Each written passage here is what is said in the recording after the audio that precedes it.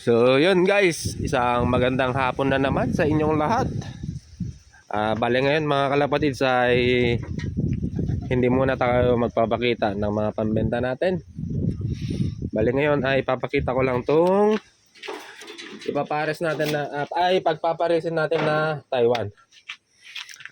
Kumbaga archive lang mga kalapatids, if ever na mabura na yung mga stamps nila, meron tayong ipapakita sa mga mag-aabil soon mga kalapatids. So tignan natin. Napili ko tong dalawa na to mga kalapatids dahil lang sa kulay. Dreambird ko kasi mga kalapatids yung makapaglipad ng Tiger Gristle. Ito yung yung napili ko na i-pair ngayon mga kalapatids. Ayan.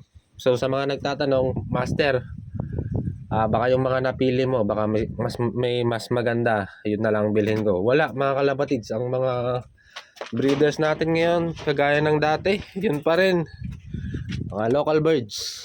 Wala akong itinabi mga kalapatids. Ayan, ito lang itong dalawa lang na to na rare color.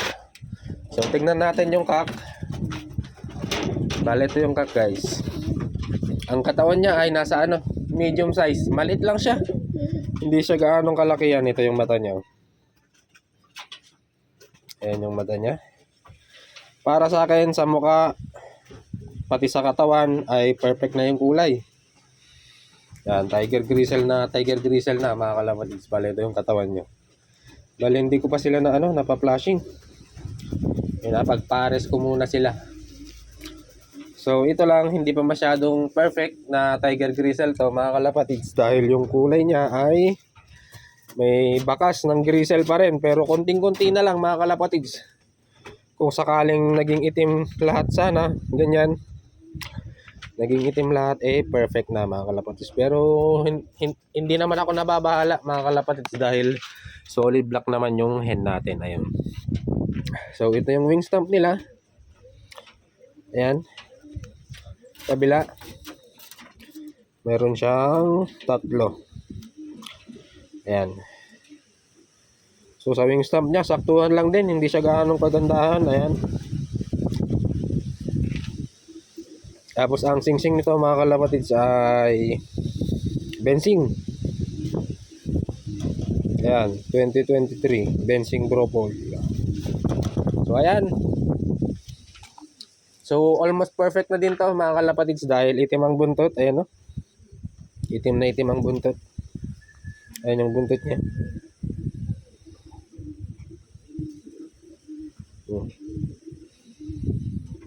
Kulay perfect na mga kalapatids. Nagustuhan ko yung kulay niya. Ayan, batik-batik.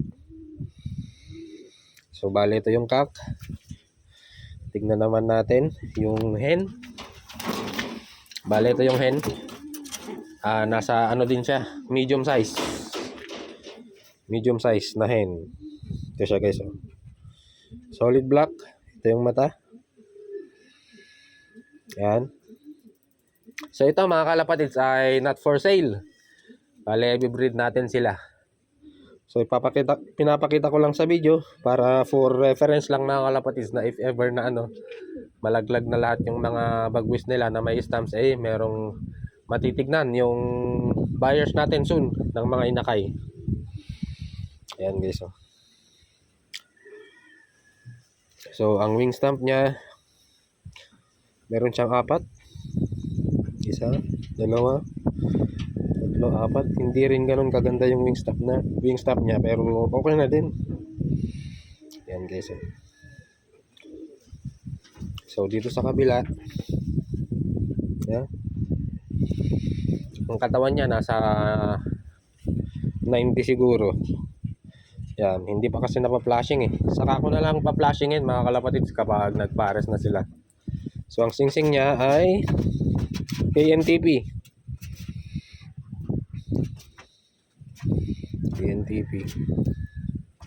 Ayan guys. KNTP 2023. Balik na natin. Sige, ganyan na nga lang. So ayan guys, sa mga mag-aabil soon, Madami na din kasing nag-i-inquire, bale hindi ko pa masabi mga kalapatids yung presyo dahil mahirap naman kasing magsabi tayo ng presyo tapos maglalabas sila ng mga pangit. Pangit din yun mga kalapatids, hindi yun applicable lalo na sa mga baguhan. Madaming nag-PPM na pang foundation din mga kalapatids, pang foundation bird nila. Ang hirap ng ganun mga kalapatids, yung maglalapag ka ng presyo tapos maglalabas ng pangit, kumbaga wala nang repeat business mga kalapatids. Kaya so sa mga nag-i-inquire, tignan ko na lang muna mga kalapatids yung ilalabas nila na inakay bago ako maglatag ng presyo. So sige, dugtungan na lang natin para hindi kayo mabitin mga kalapatids. I-release ko na din si KLPR. Asan na si KLPR? Bale mga 6 days din yata mga kalapatids na nilalagay ko siya dito. Bale inilalak ko muna, ganyan, nilalak ko muna, nilalagay ko dito, tapos tinatawag ko siya kapag magpapakain na tayo mga kalapatids. So marunong naman siyang pumasok. Ito yung grabber natin. Sayang yung mga kalapatids, yung pads natin wala na, hindi na natuloy. Magpapads sana tayo dito para sa iklak. So update ko lang din kayo mga kalapatids sa last lap namin na 558 kilometers yata yan. So sa 4 na kinarga natin mga kalapatids, 3 yung nakauwi. Tapos nakapag-pa-champion tayo ng 2 ibon mga kalapatids. Bale sa pagod food sector ay ito yung overall champion mga kalapatids. Ayan. Ang bloodline nito mga kalapatids, Nato Hera. Nakakross sa producer natin, bale kapatid nila ang kapatid nito ay si Azure and si Poseidon mga kalapatids sa father side.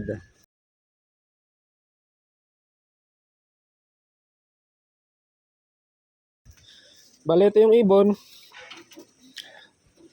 Ayan.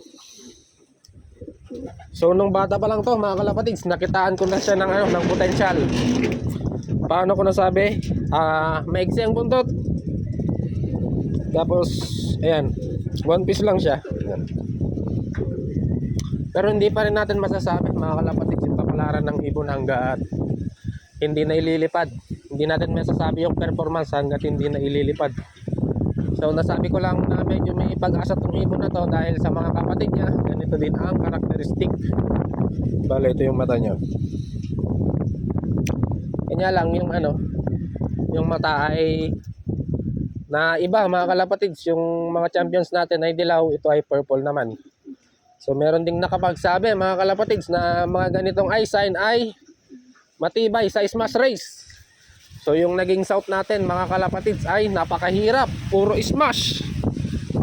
So yun mga kalapatids, day 2 ng ating abangan. Last lap mga kalapatids, Batangas 558 kilometers air distance. So ang sama pa rin ng panahon guys, no? So na-smash yung mga ibon natin. Sana ay may makalusot pa rin kahit 2 or 1 lang. So currently top 1 and top 2 tayo mga kalapatids sa ranking. Ayan yun yung dadaanan nila na bundok. Doon banda, halos hindi na makita mga kalapatids. Uy, merong isa. May ibon na tayo, salamat.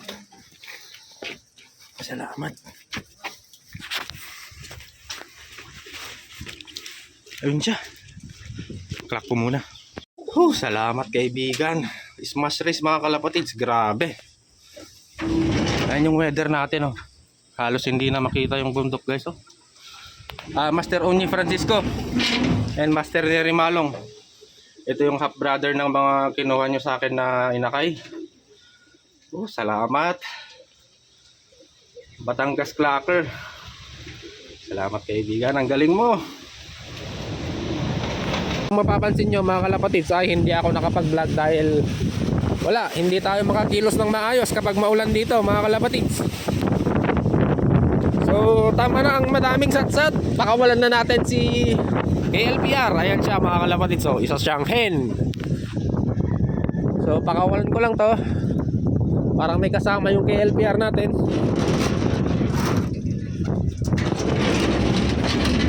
Asan na yung ano. So padaanin ko lang dito mga kalapatids. Pati si KLPR padadaanin ko na din dyan. Yan, medyo mailap pa. So ito na mga kalapatids, ang unang pakawala natin kay KLPR. Yan, si 71. Papangalanan ko siyang, hindi ko pa alam kung ano yung papangalan natin eh. So yan, padaanin natin siya. Sige, sige, labas na. Sige. Labas na. Tingnan natin mga kalapatids kung roronda siya. So yung mga kalaban natin, mga kalapatids, bale nitong summer race. Bale itong summer race, heavy underdog na naman tayo. Yung mga kalaban natin, 50 kilometers na sila mga kalapatids sa training. So yung atin ay nagmolding kasi tayo mga kalapatids. Ayan o. Ay, awit na yan. Mga 2 weeks pa to mga kalapatids bago rumonda dito sa kulungan natin. Halos lahat sila. So mag-entry tayo ng 15 piraso siguro. Yan guys oh. Ito kapatid na po sa ay ni ano, nung overall champion natin ayun, yung nasa labas. Ito yung kapatid niya. So sana mag-perform sila ng maganda-ganda. Meron tayong ililipad mga kalapatids na 3 yata. Ayun yung kapatid niya. Kamata niya din yun. Bale itong blue bar na to, magkapatid sila. Itong dalawang blue bar na to. Ito ay dilaw. Yung isa naman ay purple eyes. So ito siya mga kalapatids oh. Ayan o. Pareho sila ng mata. So tignan natin mga kalapatid. Sana ay may swerte din tong dalawang ano na to. Dalawang ibon tong magkapatid na to. Ayan. So try natin hindi siya lumalabas. Masyado na tong maamo mga kalapatid. Ayan o. Wala, hindi rin kasi natin pwedeng bugawin dahil baka madala siya. Baka hindi na siya pumasok mga kalapatid. So hayaan lang natin. Nakaka 11 minutes na din pala tayo. Mapapahaba na yung video natin. Bale yung breeder natin na Taiwan na brown ay nakapag-produce din tayo. Bale ilalaban natin ngayong summer race. Ang problema lang mga kalapatids, ayan nga yung sinasabi ko.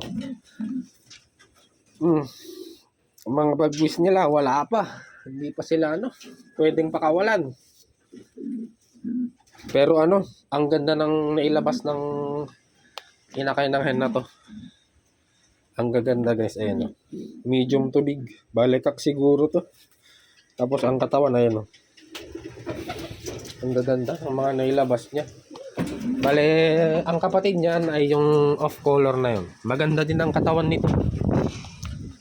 Ayan guys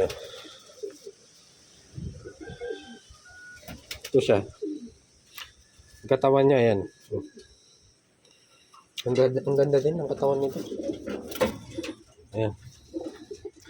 So update ko kayo mamaya mga kalapatids kapag lumipad na tong si KLPR. Ayan. Sige, labas na kaibigan. Para makalipad-lipad ka din. Mabanat-banat yung mo, pakpak mo. Tingin na, ayaw talagang lumabas. Binubugaw ko na siya mga kalapatids. Medyo. Para hindi siya mag-ilap. So yun, update ko kayo mamaya mga kalapatids kapag rumonda na siya. At ayun na nga guys, pumasok na ulit siya. Awit na yan. So nagpakain na kasi tayo mga kalapatids dahil may pupuntahan pa tayo. Magpapaship tayo ng mga ibon. Bale ayun siya mga kalapatids kapag nandito kasi siya sa sa loob ng kulungan, gustong-gusto niyang lumipad. Ayun siya mga kalapatids. Wala na, hindi na lumipad. So mag-attempt ulit tayo bukas. Bukas siguro ay ilalabas na natin siya dito sa landing board. Diretso na dito sa landing board mga kalapatids, hindi na dun sa loob. Para baka sakaling rumonda na siya. Ayan guys magpapadala pa tayo ng ibon. Hanggang dito na lang muna guys. So ingat-ingat mga kalapatids. Good luck sa mga may karera.